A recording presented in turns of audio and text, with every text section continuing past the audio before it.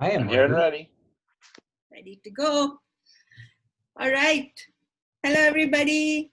Welcome to Data Ethics for All live. We are here. I want to first introduce myself and then my co-host and then my guest for today. This is me, Shilpi Agarwal. I'm the founder of DataEthics4All. You've seen me a couple of times doing this. I want to introduce our advisor, Joe, who is also an attorney, and he is the Chief Data Protection Officer for Lidl. It's a retail company, and he's also the Corporate Compliance and Ethics Officer there. So he'll be bringing the expert perspective of legal, retail, and ethics for us. And welcome, Joe. Thanks for having me. Hi, everybody. And then let me introduce our guest for today. It's Stephen Hoffman. You all know him as Captain Hoff. He is the CEO and chairman of Founders Space, which is a leading incubator and accelerator for startups and entrepreneurs. So welcome, Stephen. Great to be here. Wow. All right. So great. Let's get started. There is a lot of, today's topic is going to be on surveillance technology as well as how AI is being used in surveillance data and the good, bad, and the ugly, the pros and cons of this technology, how far we have come and how much it has invaded our lives in terms of privacy and everything that's going on. So, Joe, do you want to jump at the first question?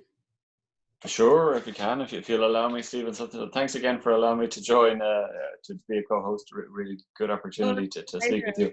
So from my background, obviously, I lead the privacy efforts of Lidl here in the US. Lidl are, one of the largest retail companies in the world, even though they're quite small in the US. But day after day, I get approached by various vendors offering weird and wonderful, and maybe a little bit creepy technology that they might be interested to sell to Lidl. And Lidl actually takes quite a conservative approach, but certainly some of these offerings are very interesting. So hoping we could talk a little bit about that. And then also in my private, private life, I think the more and more time I spent in the privacy world, maybe the more conservative I get in this area. I'm not sure at some point, am I missing out?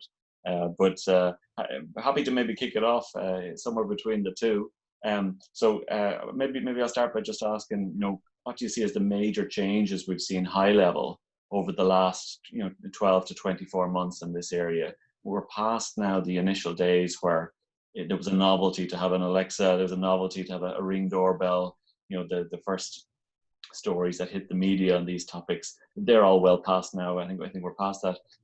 But maybe you'll bring us up to date a little bit more and some of the bigger changes you see, both positive and negative, but to get the conversation started. Great, that's a question for me? If you don't mind. My pleasure. So it's great to be here. I want to say a few things. So I work with startups all over the world, many of them that are dealing with these technologies and developing new technologies, new AI technologies for surveillance, for data gathering, for all sorts of things, both in commercial places of business, as well as the home, like you're talking about.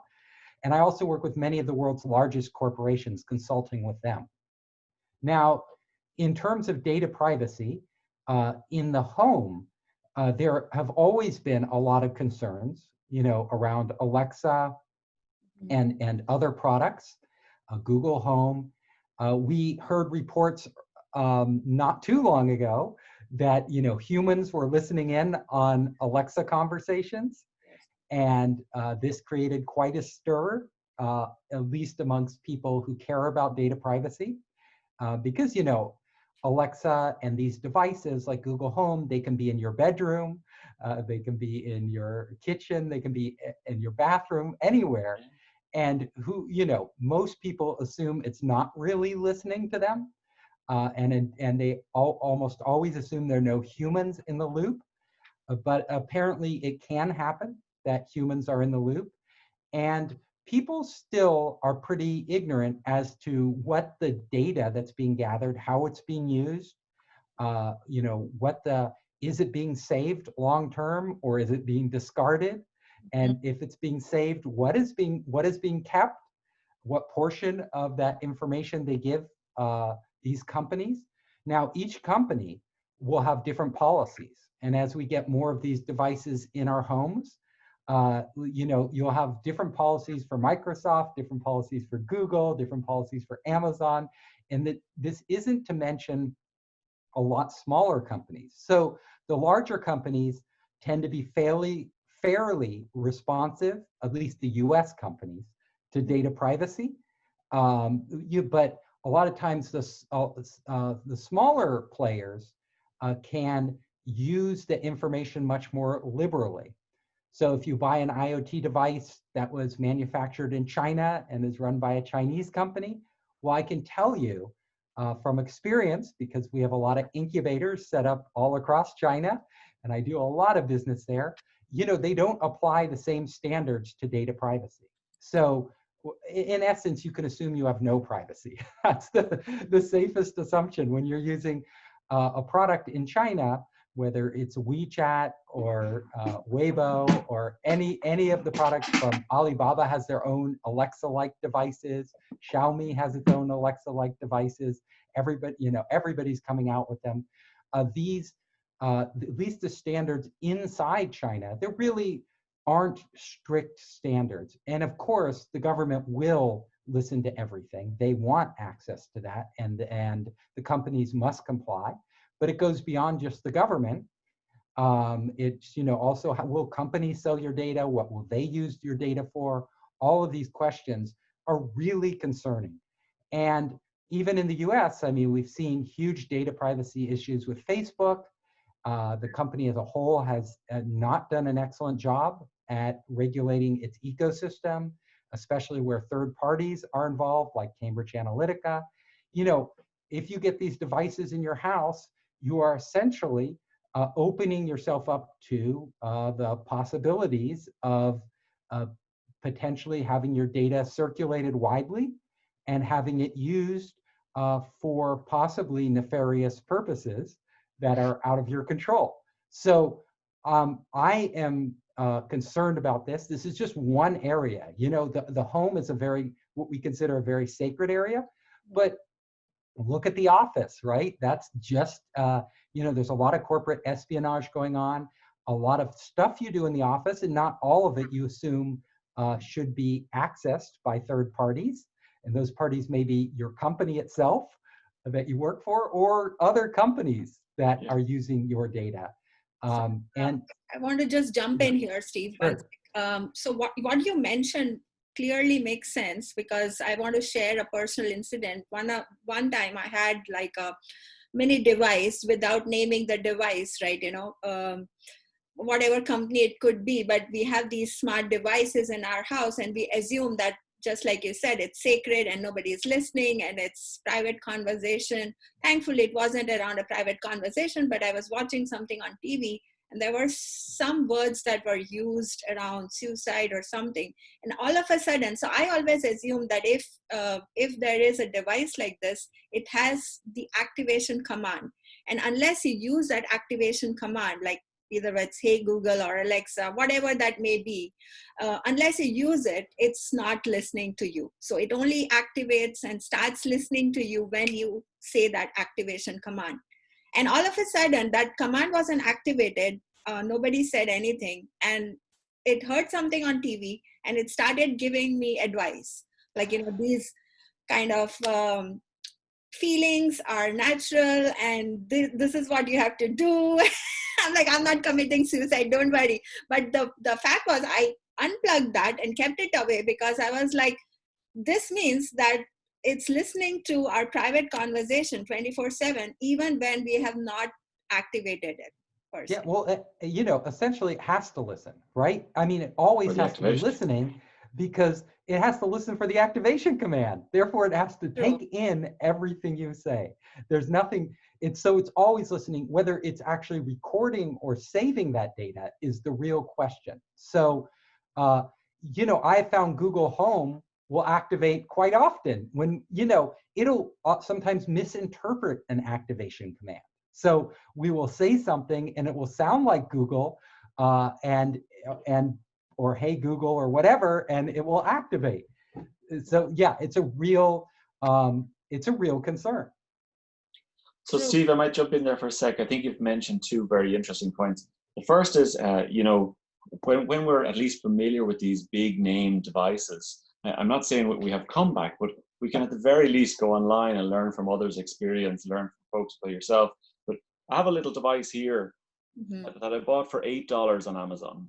Wow. So in the very least, for some of the other devices, they have a privacy policy. I'm not saying for sure it's being followed, etc. But for this $8 camera, there isn't even a brand name. It's web-based, it's Wi-Fi based, of course. It has a microphone, so it listens at all points. It brands itself a little bit, perhaps, as a stay-at-home camera.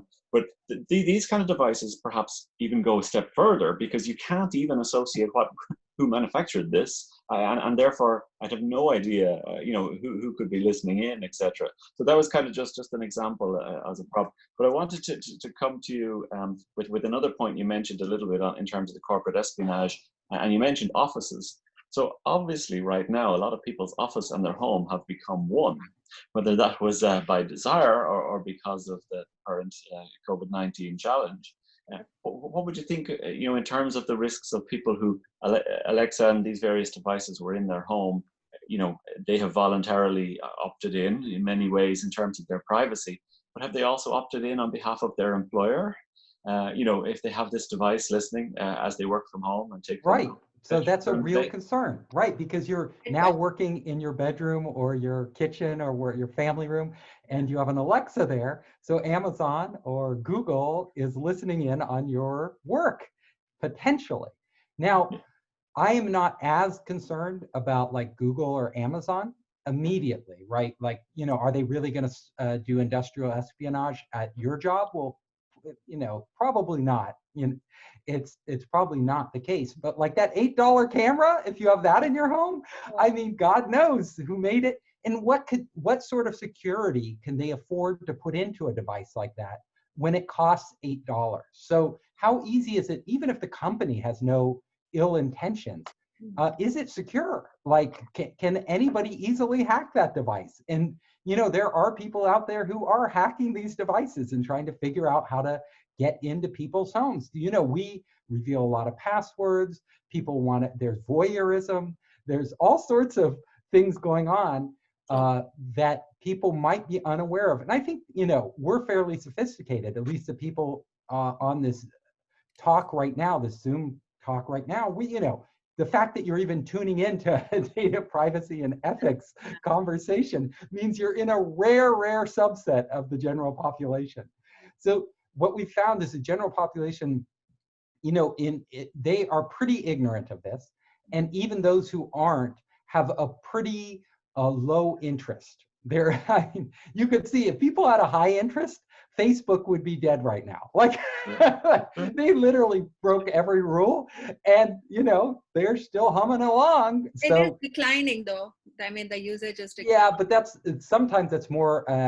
People jumped on TikTok or whatever, and TikTok is no safer than Facebook. Speaking of Chinese companies, so the bottom line is these.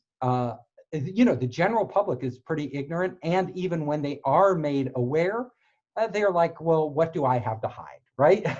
Well, but I think a lot of people, when they think of all the personal conversations they have in their house, they definitely wouldn't want those going public, and they wouldn't want video of themselves at home going public. So in some of the parties, we have had this conversations. What do I have to hide? Why do I care?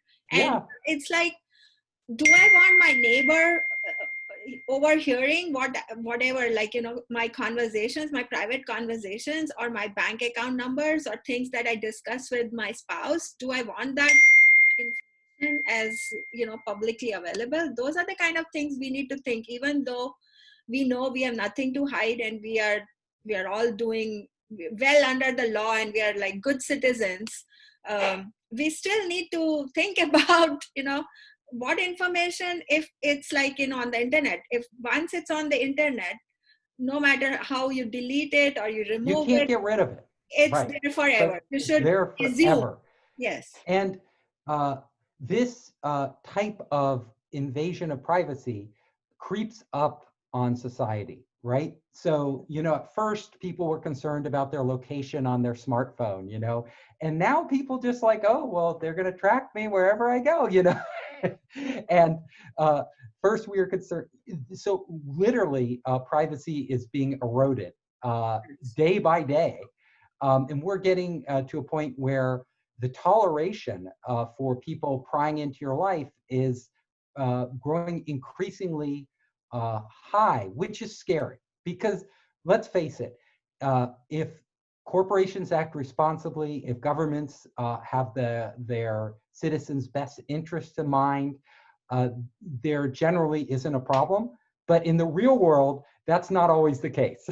Well, Steve, I think that's a really important point. Now, obviously, I won't put you on the point too much for your last point for China, because obviously your business relationships to maintain there. But it is again based on an assumption, merely this idea that what have I got to hide? It seems to be based on an assumption that the government is good, or whoever might get it is good and will always be good. And sometimes it misses that point that was. Again, I'm not going to open a political argument here, but whilst the government may well be good or not now, but who will take their place in 10, 15, 20 years down the road when that information is still available to them? And I think that's exactly. Exactly. Because some governments are good for a while and then they're not. All around the world, we see this happen. Yeah. So as we let this privacy slip, what we're doing is that when somebody ruthless takes over, if you have like a Stalin or a Pol Pot or leaders like that, that will stop at nothing and commit genocide or other things, then these technologies that we have allowed into our lives, in our work, in our home, in places of business, everywhere, they can become very. A lot of people may suffer. And that is, to me, a big concern, and not just personal privacy concerns and my financial concern. And then if you layer on top of that political, I mean, we've already seen in the United States alone, what people can do when they hack Facebook. Basically, they use, because they use Cambridge Analytica and all these things. They can use all these tools and use our data against us to manipulate us. So even if we don't get to the extreme of a Stalin or Pol Pot or Hitler or somebody like that, even if it's much more benign, it means that this data is out there, and this data is potentially and almost certainly, well, it's certainly being used to manipulate us to buy things. We already know that, right? All of the big data out there is being used to get us to buy more products and sell service to us, which we may not even necessarily need, right? But they can also be used to shape governments, to shape public opinion, to do, to influence elections, all of these things. That's why this is such an important issue in the time we're living in, because we're really at an inflection point, and we're going, if we keep going on the path we are right now, I mean, there literally will be no privacy. So we will not have privacy, and a lot of the liberties that we take for granted now may not be available in the future. And Steve, I think the points you've made so far, we're talking here about people who've opted in, to the most part, they've decided to purchase an Alexa and put it in their home. Obviously, that gets a little bit more gray when you live with somebody who has decided to purchase this, but you don't agree. I've made my own decision that I don't want that in my house, and that's my decision. But it's still quite difficult. I find yourself in a conundrum when you go to visit a friend's house. I mean, you have arrive no at a store, control over a friend's house. If your parents have one, you have no control. If you're the child, that your parents have this device. If you're, at the workplace, you might not have control. And this brings me to another subject that I really wanted to talk about. Our homes are something that we have. When you say you opt in, well, there are a lot of things that you opt in for, not because you want to opt in, you have to opt in. So it's not really an option at all. Like, I can't live without my smartphone, and therefore I have to give up a lot of privacy in order to use the apps that I just need to use to get by. You know, I'm using Zoom right now. I have to continue to use Zoom because it's for our business, right? So whatever their privacy policy is, I don't really, you know, a lot of times have a choice. It's what everybody is using. It's the network effect. If everybody is using this, just like everybody uses Instagram and Facebook and all these other things, if you want to use those apps and connect with people on them, then you are opting in, but in a way you have no choice. And I think some of the more scary examples I saw, I think it was, we talked about this offline in the past, maybe January, February time, where in Manchester in England, the police were forcing people to, and arresting people and questioning people for not presenting their face when they came off public transport to the AI recognition cameras. You know, can you choose to not take the public transport? Did you opt in because you walked up that street? And I understand there's been a step further since, where now the motorway cameras, which originally used, of course, for safety and for traffic monitoring, etc., now also plug into those photos. Certainly, I'm familiar for many years with, I'm guessing it's Gatwick, but one of the smaller airports in Britain, where you used to arrive in and they'd take a photo of you at check-in, and they would cross-reference the photo with the boarding pass when you went to get on the plane. You know, opt out of that. I mean, you could swim home to Ireland, I guess. You know, but options are quite tight, and even then, of course, you know, there may well be an immigration officer. Another example I had, traveling between Oman and the UAE some years ago, where they actually quite shocking for me at the time, but they did want to do a retina scan, and this was mandatory. You know, you're pulled off the bus by 7 or 8 soldiers. I mean, opt out? Yeah, I guess. I suppose I learned to speak Arabic very quickly and did a U-turn. How do I get back to Muscat? I'm not so sure. But you know, sometimes this is consent, or I think the final example is get in the workplace. Okay, technically you could resign immediately and be impoverished. You know, that's a third option. But what I wanted to do maybe is, we've talked a lot about the macro level. Let's take it down to the micro level. Again, my world, my interest area in particular, retail. You know, when you walk up to a store and there's a sign in the window saying, you know, CCTV for, you know, in use, you're on notice. There's cameras. You know, it mightn't specifically call out what we use it for. I think in the past, you know, the legalese would have said for your safety. Now, you've seen that disappear more recently over the last years, because that would suggest maybe that was the only reason they're there. Now it just says CCTV in operation. But what does a reasonable person think? You know, that's not the legal rule, but you know, do you have a reasonable expectation they're cameras? Probably, especially if there's a poster at the door. But what do you think those cameras are used for? You know, your natural assumption is maybe there's, you know, some security guy in the back keeping an eye to make sure you're not stealing things, and, you know, put them in your jacket. But are you also wondering, you know, do you assume that the software is monitoring how long you spend in what area of the store, working out which are the busiest areas of the store, looking at what products you pick up but don't purchase, and then trying to analyze why? And to be clear, you know, Lidl doesn't do any of these things, nor do I speak for Lidl on this call today, completely my own personal opinions. But it is an interesting world where we've kind of come that step forward. Again, back to your opt-out point, you could opt out. You could never purchase food. I'm not entirely sure how you'd manage that. It'd be quite difficult. But I'm very interested to hear your opinions on some of these points. Yeah, we could all go off the grid and start our own farms, and shopping, but that's pretty unrealistic. So this is an enormous concern of mine. So especially in retail, as you discussed, these CCTV cameras are literally watching everything you do. And as you mentioned, like dwell times, how long you stand and look at a product, what products you touch, what, you know, everything you're doing in that store, they have the capability, they don't always do it, but they have the capability of having advanced AI, not a human being, analyzing all of your actions and interpreting them, however the AI and deep learning algorithm will interpret them, now they say the data is anonymized, but if you talk well, first of all, it's a CCTV camera, right? It has your face on it. So, you know, first they can still put it through anonymizing routines, right? Try to separate the data from your identity, just like they do online. But they have found that nothing almost is anonymous anymore, because what they found is that you leave such a data trail around as you go through the internet, and now as you go through the physical world, you know, with these CCTV cameras and microphones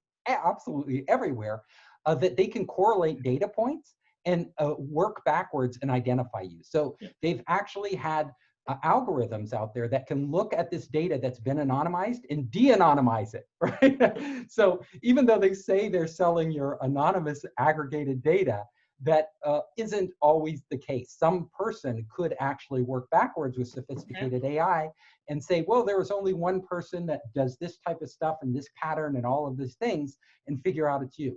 Now, this software is so powerful that you could even put a mask on and it can still know who you are just by how you walk. Like different people, every person has a unique gait.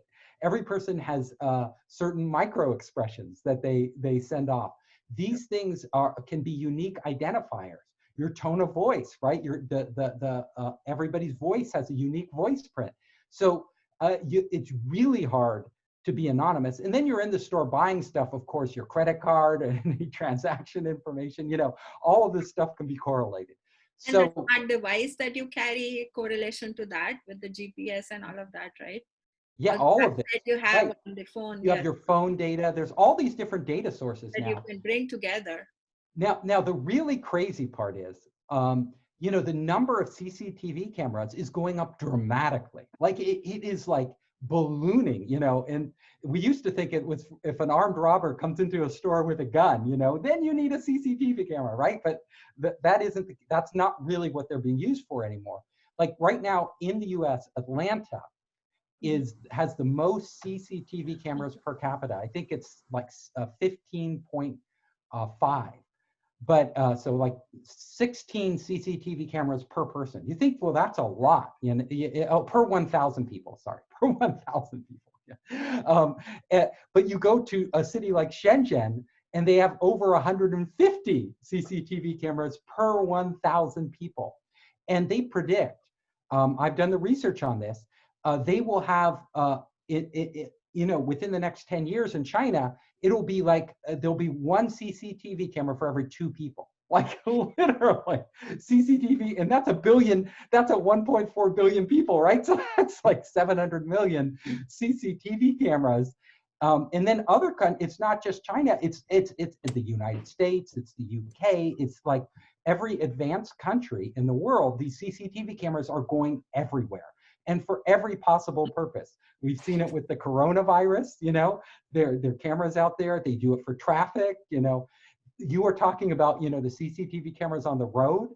They're on the road now. And actually, if you're in Australia, if you're talking on your a phone, they will ping you to stop talking on your phone as you drive past while you're driving. Well, that's a good thing, it's public safety. But everything can be used for multiple purposes, right? So there's, like I like to say, it isn't all these technologies aren't inherently bad. Like there's a lot of good uses for these. Like if you go into a store, like you were saying, and they can figure out what products you want and provide better service to you, isn't that a wonderful thing? You know, that's a good thing. But you know, it can also be used because, you know, right now most stores keep the data for themselves, but we've already seen online a huge marketplace for data. So one website will gather data and then they will sell it to all these other people, right? And those people may resell it. Well, now these cameras in these stores, and they have microphones too, listening in on your personal conversations. So you may think you're walking down an aisle, having a personal conversation about something very sensitive because you just assume nobody can hear you. But there might well be a camera and a microphone observing you while you're doing that. And they don't even need to hear clearly because AI can now read your lips. They can literally read your lips so they could transcribe what you're saying. But there are microphones too. So this becomes a big concern. And I want to talk, well, I want to let you ask a question, but I have plenty more I want to talk about on this. Yeah, so this is awesome. So I think we've talked a lot about the potentially overusage or borderline misuse of this surveillance technology. And it's not only limited to CCTV now there are drones and all sorts of more surveillance technology that's available, right?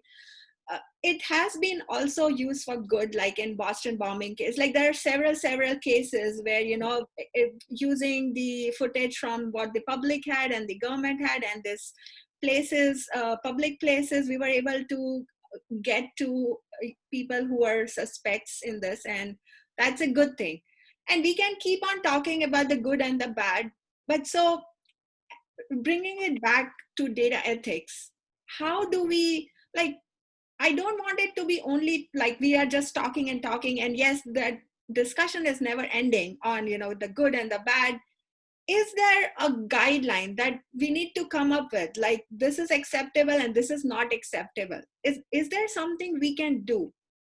Well, I've thought a lot about this. Yeah. And I'm writing about it now in my next book. But so it's really tough. So let me give you some examples about how hard it is. So there's a company in Japan, and there are companies in Israel doing this too, that actually will look through these CCTV cameras and be able to predict whether you're going to shoplift. They can actually, it's a pattern recognition. You know, if you're doing certain things in the store, they can not only even before you shoplift, like this isn't that you actually took the item and are shoplifting, they're actually predicting that you will shoplift, right? Or that you're the type of person who will shoplift.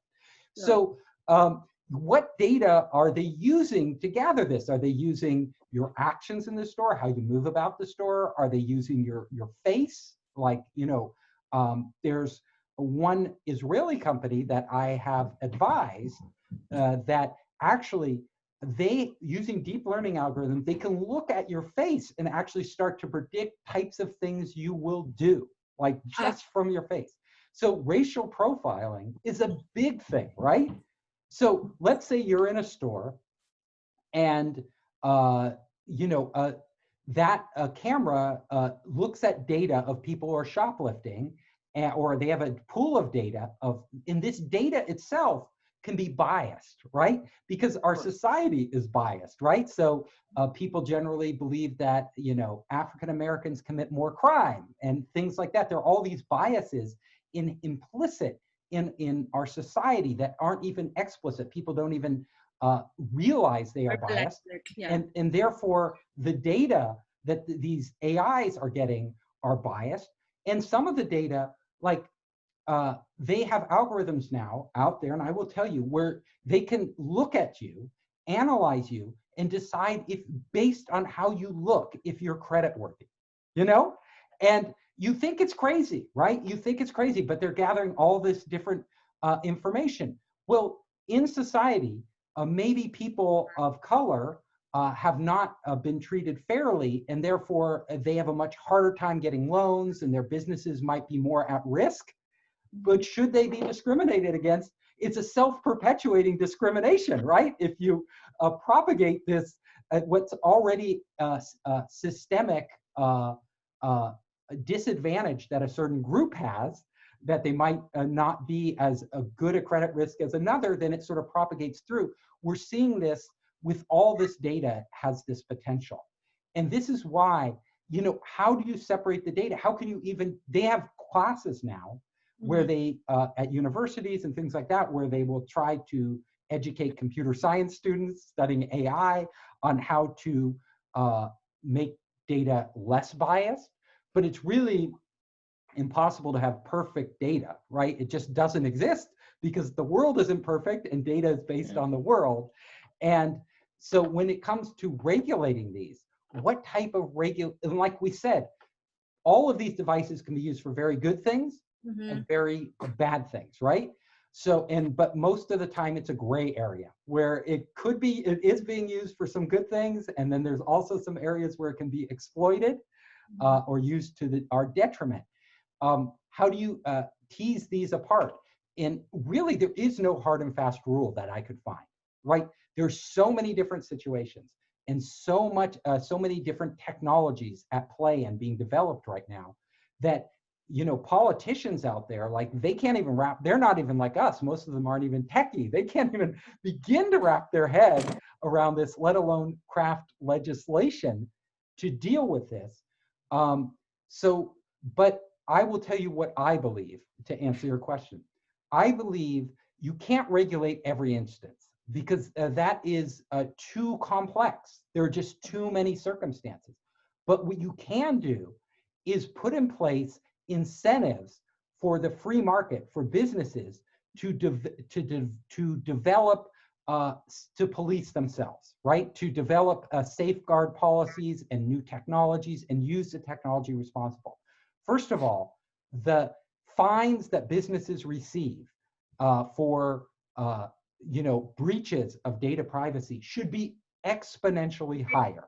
Like, literally, you know, if, you know, Facebook paid one of the biggest fines in history, like several billion dollars or something like that, but it's a slap on the wrist for Facebook. And that was after a terrible exploitation of people's data and gross irresponsibility as far as I'm concerned. Yeah. But in many cases, I mean, we're seeing, like, I hear Target and, you know, all these companies, Experian, being hacked all the time. You know, if you want to protect people's data in a capitalist society, you can't just pass all these little laws, right, about every circumstance. You need to make the big laws, like, look, it's going to cost you a lot of money if you aren't careful with people's data, right? So it's going to cost you more than you're going to make by being careless with it or by pushing, like, you know, Facebook isn't out, I don't think, to do evil. That's not their role. That's not their goal. Their goal is to maximize profits. So they look at the risk and the reward. And right now, the reward for taking risks with people's data is quite high. Like, and they're willing to take that risk. So we've got to balance those out. You don't want to go too draconian on the fines, right? But you want to balance it out so that companies are very careful who they give their data to. They upgrade their security all the time, and they restrict themselves, even police themselves, in how they use data, because then you can put in fines also for the real exploitation of people's data that is against their interests, right? So if you are using this data to actually get consumers to actually do something that's not in their interest, should there be a fine for that? Well, you know, maybe, right? If they're going to manipulate you, especially, you know, to do things like buy a car that you shouldn't be buying because it's going to end up, you're going to end up bankrupting yourself, which, you know, should they be doing that? And AI is getting so sophisticated now, honestly, there is the power, as we've seen, you know, you just look at the US right now and how we have this huge divide between the blue and the red states. You know, are we getting, you know, the power to manipulate people is extremely high with this data. And all of this concerns me when it comes to data privacy. Stephen, I know we're getting a little bit tight on time, but I did want to ask, maybe, obviously in your role, you give a lot of advice to businesses all across the world, be they, you know, internet and focus in this tech world, but or you know, completely different focus areas. Right now, this week, last week, next week, the next couple of weeks, there are businesses all across the world purchasing technology that they're very unfamiliar with in order to try and support the return to work programs. So there are office block managers whose usual job is to you know, make sure there's enough cleaning fluid and make sure the elevator works properly, etc. Right now, this afternoon, Googling, you know, how do I do temperature checks for 5,000 people who walk in the block?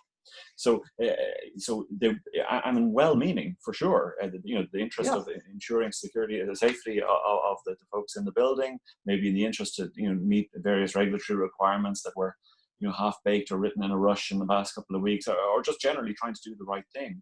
But they're out there, perhaps without that knowledge, or even with that knowledge, but trying to do the right thing, trying to do it in a rush, and trying to do it, you know, maybe in a cheaper way than they might.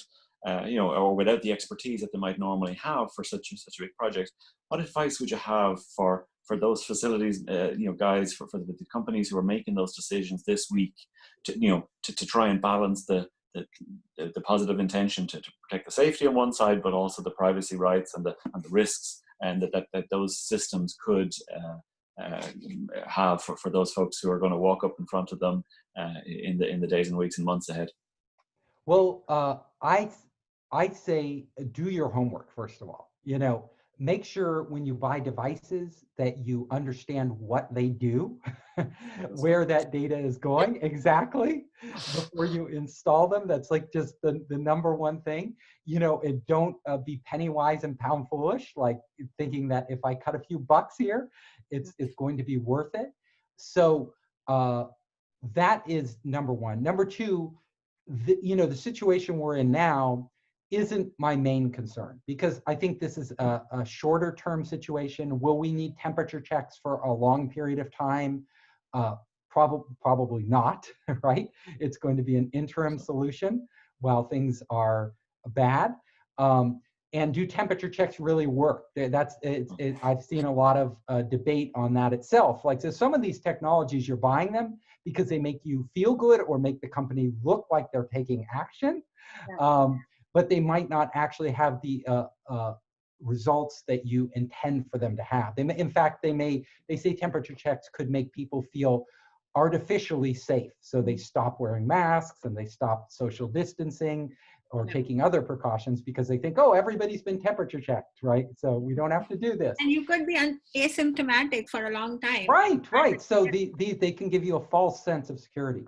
But what really ultimately concerns me more, let me give you an example. So I want to go back to retail because you're in that industry. They have this software now that can detect whether somebody has the potential of shoplifting, right? And the AI can rank them as a high risk, medium risk, low risk. Then it's up to the store to take action. Now, when you're in this situation as a store, what do you do? Like, so if somebody's been labeled a high risk, do you not allow them to go into the dressing room, right? Do you say, no, you've been a high risk, you can't go into, or do you have some sort of monitoring in the dressing room? Like, is that like a good thing to do? Or when they come out, do you search them to make sure everything they brought in, they're bringing out? Will this be racially, again, profiling people or profiling people because I'm a young person and I wear a hoodie, right? Would that, because I'm a young person and I wear a hoodie, should I be, in a sense, harassed by the store because the AI said I might be high risk? These are very real. Just because if I'm a person of color, I'm being harassed. Right, you as a person of color, that's, the racial profiling. So, but I was saying it, not even just that you're of color, it could be your age, could be anything, the clothes you wear, maybe you're not high income, right? Maybe your clothes are not something about your clothes indicates you're high risk. Whatever it is, there are a lot of these signs, which to me is very disturbing because we put, and also these AI, these CCTV cameras and stuff and AI that are observing you, when you go into a store, they can actually start to determine which customers will buy, right? Based on profiles. So they can look at a certain customer and say, oh, that customer is likely to buy. Oh, this customer isn't as likely to buy, right? And that could be all sorts of demographic data, how you look, everything else, right? Mm-hmm. Then do they send the customer service representative to actually help the high value customer while ignoring other customers? So we get this tiered society where some people are receiving excellent service simply because the camera and the AI have identified them as valuable customers, and other groups of people walking into the same store are ignored by the store because they're low value customers. So these, Walmart right now is actually, they have a prototype out, or they have a shopping cart, and you put your hands on the shopping cart, it takes your temperature. Like, whose data is that? Like, it could be used for this COVID thing, but that wasn't their intention when they built this. They built this, like, if you have a fever, they could actually call the clinic with it and recommend you go to the clinic within Walmart. They can actually sell you certain drugs, all of these things. So these, the amount of data that they're able to gather just from touching like a shopping cart and other things that you wouldn't expect, they can get your vitals, they can get, do you have a heart condition? all of this, you know, what can they glean? You know, there are startups out there now that can actually, from your sweat, tell like what type of drugs you're taking, your metabolic system, all this like internal private data about who I am, right? From my sweat. So if I'm sweating on my palms and they have a sweat sensor to analyze, you know, the molecules in my sweat on that shopping cart, and this doesn't exist today, but it could exist. The technology's there. Somebody could make it. What data am I giving them about myself? You know, it's my personal health information, and they're just grasping it. So the amount of the potential for abuse here is enormous. Like, and I could just go on. Like, if you know, if you're in a public park today, they can actually monitor you with these CCTV cameras, and they do, and they'll call your cell phone and tell you like, stay on the path if you're walking on the grass when you aren't supposed to be, or things like this. It's crazy. It's really a strange world we're entering into. This is fascinating. We are getting close to our time. I maybe have already gone over our scheduled time, but this is what I'm most interested in. Like, I feel you, I see you, that, you know, this is concerning. Of course it is concerning, but I think there have been debates, big debates for years about, you know, both sides. As a Data Ethics for All leader, community builder, what I'm concerned is, where do we go from here? Can we do something that says, okay, can we come up with some guidelines that are accepted from both sides of the equation, that people feel like, okay, if we follow, like, for example, the surveillance data is being collected, but okay, we want to make sure, like, high fines is one. So the legal and compliance aspect is one aspect to it, but the other could be, maybe we make, like, as an individual or a company, I decide that, okay, I'm not going to sell this data or make money out of it, or get explicit consent from my data subjects before I do that. So I would be, naturally, I tend to be one of those who would be a proponent of getting, having people, enabling people to control their data, so that the data wouldn't be able to be sold without their permission. But what we see in the real world, and especially in the business world, and our government tends to be very pro-business in the United States, much more so than European countries, for example, is that they are adamantly opposed to this, right? They want to be able, most businesses in the United States want to be able to sell that data, and they want to be able to use it freely. There are sound arguments for that, in that the data can allow them to provide better services and all sorts of this stuff. And if it's their data, why should they be able to sell it? I mean, the whole internet operates on this right now, on the selling of data is a huge part of the internet, and the using.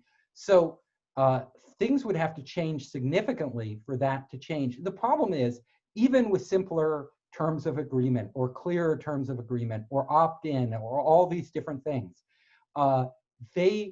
people don't read them, right? People just like click past them, you know? Just get that thing, get that, you know, that agreement out of my face. I'll click, okay, I agree.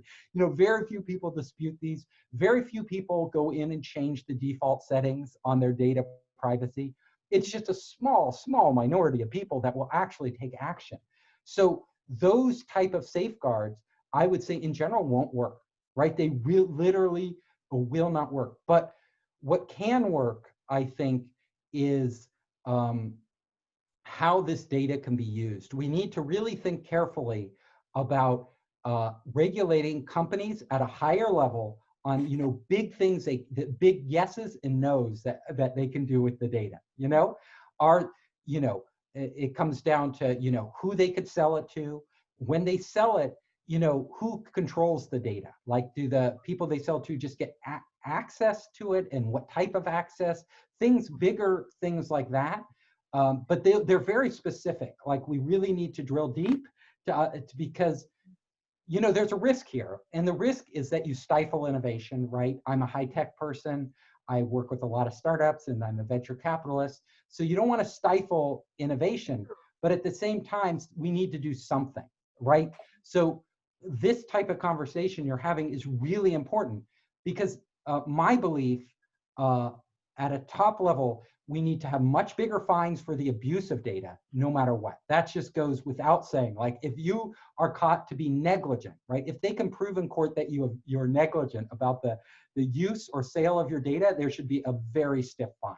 Like that's enforceable, right? And it doesn't get too granular to cause too, the more but a lot of the problems are embedded in the small things, right? The little things you use data and can we structure, can we think deeply about, and we're not going to have time to do it on this talk, but people need to be thinking about, what are the appropriate uses of data, right? What should data be used for? What types of data should we be able to gather? Should Walmart be able to gather your vital signs and your temperature and all these different things, your pulse, just based on you having to use a shopping cart in their store? Is this something that's fine? Is it a benefit or is it not?